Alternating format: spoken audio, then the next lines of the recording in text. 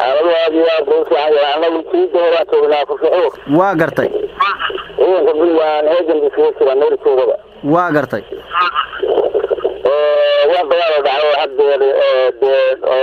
بدل المشروع لكن ولا سرقة ولا سوريا ولا الورا بمعنى كثير كون هاجم بوحد وكسر هاجم بوحان نجيبها واحد لكن هاجم بغرفة بغرفة waayahay saacadihii ugu dambeeyay waxa soo baxaya warar sheegayay in israasaasayn ay dhaxmadhay ciidanka Puntland iyo kuwa Somaliland ee ku sugan jiidaha hore ee deegaanka Tukaraq arintaasi maxaa ka jira arinta ciidanka labada ugu saraftaa labada ugu saraftaa laakiin dagaal laba safo ma dhicin labada ugu saraftaa waxana waa annaga waxba ma gaarin laakiin xaggooda waxyeelada yaa gaarsiiyay xaggooda gaartay xaggooda waxa gaarsiiyay guutada labaad oo ciidan meel jooga wax gaarsiisay iyaga wax ma soo gaarin miyaa waxa deesaa loo sheego adigu fursad waxay ku dhaca waa jiraan laakiin wax ama daawac ama daawac xabadoosa kuma dhicin waayahay waxaad hadda sheegtay in wax dhaceen si kasta dhinac kasta ha ku guuraadeen waxan aad noo sheegtay inay dhaceen goorma ayay dhaceen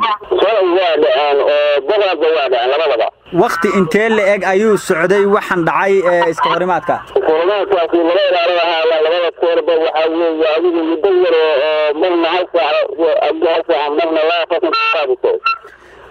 haatan naftarkeeda wararkii ugu dambeeyay ee soo gaaraya waxa ay sheegayaan in rasaas laga maqlayo deegaanka Tukaraq waliba hubka culus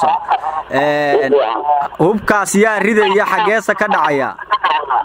hubka anagu waxa weeye hub bilaas xabad bilaas marino waxa baan ku rugnaa rasaasta marka xageeda anaga lagu rugnaa waa xageeda baa wax ka dhacayaan waxa baralaysan iyo dagaalada dhexda marnaa laakiin wax dawaari kama jiro waqti badan ayay ciidanka Puntland meeshan fadhiyaa maalinba maalinta ka dambeysana siyaado ciidan ayaa sii kordhaysa meeshan maxaa laga fili karaa xilliyada soo socda xilliyada soo socda waxa weeye amarka Ilaahay waa iskale laakiin xilliyada soo socda isbedel waan filaynaa waayahay maalin kasta shacabka waxaad ka mid tahay ciidanka jiida hore jooga shacabkuna maalin walba waxa ay sugaan isbedelkan ma mid ay Puntland kaga dhabayn doonto ba mise waa mid